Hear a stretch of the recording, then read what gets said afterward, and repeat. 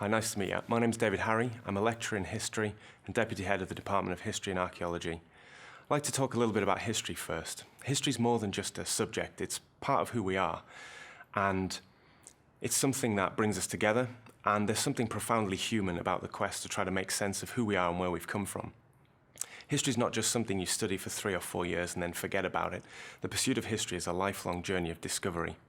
And history in the 21st century is a lot more than just sitting in a classroom while we recite pre-packaged facts to you that you then are tested on in terms of your memory. History is a set of skills that you develop over the course of your degree, skills that will serve you throughout your life, skills in communication, skills in research that will help you in the classroom and in the archive, but also in the workplace and online. They have practical applications. So the history degree at Chester is a 3-year course with an option for a 4th-year study abroad that many of our students take advantage of. In your first year, you'll be given the basic tools necessary to undertake history at an advanced level. We'll teach you things like how to write an essay, how to read and dissect primary sources, and how to critically evaluate the work of other historians. Over the course of the first year, you'll also be given an opportunity to present work on your own and with other students in order to help build your confidence and give you a more practical real-world application of the various skills you'll develop as a historian. In the second year, it's all about developing your confidence of self-expression. You'll be given option modules at all 3 years of your degree, and they cover everything from the Viking era to the present day. And in the second year, there's a lot of focus on those option modules. You will specialize being taught by a professional historian who's a specialist in that field, and you can choose subjects as varied as the Norman Conquest and the European witch craze, to the British Empire, the Holocaust, and the Civil Rights Movement in America. You can specialize your degree to as much of an extent as you like. If you'd like to have a diverse degree experience, you can choose from a variety of different historical periods, or if you know that you're interested in a particular historical period, like the Middle Ages, there's a chance to focus on that at each year of your degree. Again, in your third year, there'll be an option to take specialized, focused optional modules that go into much more detail than in the previous 2 years, and then increasingly focus on the primary evidence. We want you to feel by the end of your third year that you are a historian. With that in mind, a lot of the focus of the final year is the 8,000-word dissertation that you'll undertake. This is an independent research project that you'll produce in collaboration with one of the professional historians in the department. You'll be working in the archives, whether the physical archives or online, and increasingly a lot of historical sources are moving online, which makes it easier for us to access them. And you'll be producing work that is original and innovative, and sometimes important and influential. We see our students' dissertations feature in print, help them get onto postgraduate degrees, and help them when they're writing applications for the workplace. And we know from our external examiners that the quality of the dissertation produced by our students in their final year is highly competitive with that produced by universities with much larger budgets and much larger departments. You'll be studying in Chester, which is one of the hidden gems of UK historic cities. There's nowhere quite like Chester. I certainly can't think of anywhere that has anything comparable to the Chester Rose. And there's nowhere else where you can walk along 18th century canals while Roman walls loom hundreds of feet overhead, walls that have been trodden since ancient times and are now visited by tourists from around the world who explore the city on digital apps on their mobile phones, some of which have been designed by students in our department.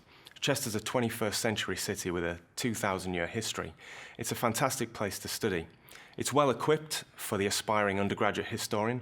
The Cheshire Record Office is packed with resources, and you'll be trained in how to use those archival materials as soon as you arrive. There's also the Chester Cathedral Archives, which have got materials dating from the Middle Ages to the modern day.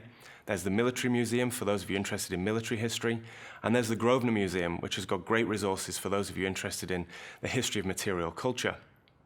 Chester's a fantastic place, and the department is small and friendly. And I think that's an advantage because having a small department means a number of things that benefit you as a student. First of all, it means that everybody in the department teaches. Everybody teaches at every level of your degree, and you'll be able to develop close working relationships with professional historians. That will allow you to develop your confidence and powers of self-expression, and will mean that you're able to produce original and innovative work.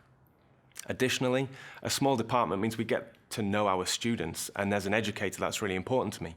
Being able to follow my students as they progress through their degree and stay in contact with them after they graduate is one of the most rewarding things about this particular career pathway.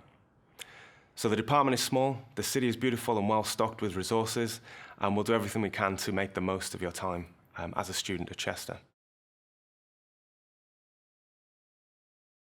So students taking a history degree at Chester will be given the opportunity to engage with public history, and in your second year you'll undertake a research project, and those research projects are in collaboration with members of the department and public history organisations in the northwest of England. They include a range of activities.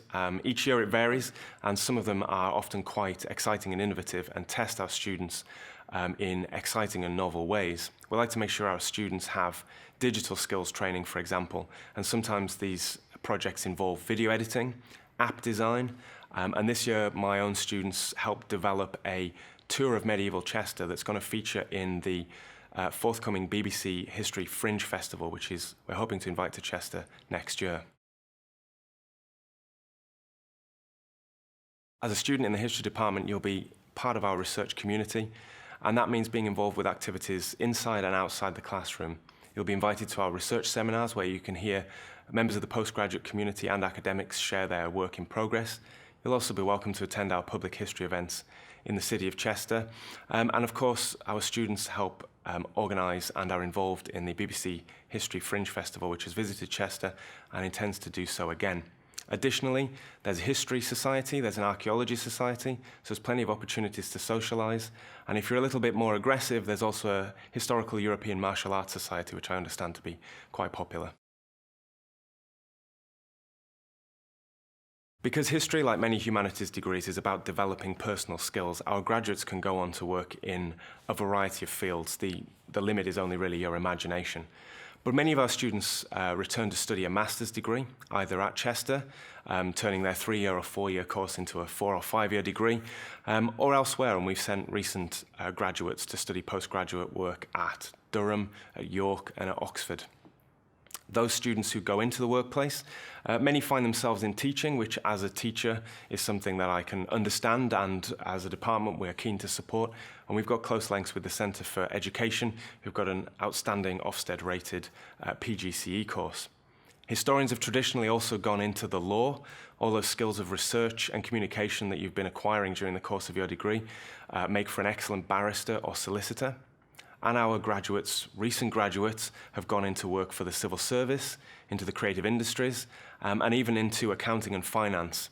It turns out that, again, those research skills are highly valued by accountancy firms and financial firms who like to be able to process large quantities of information and communicate complex ideas to their customers clearly and concisely.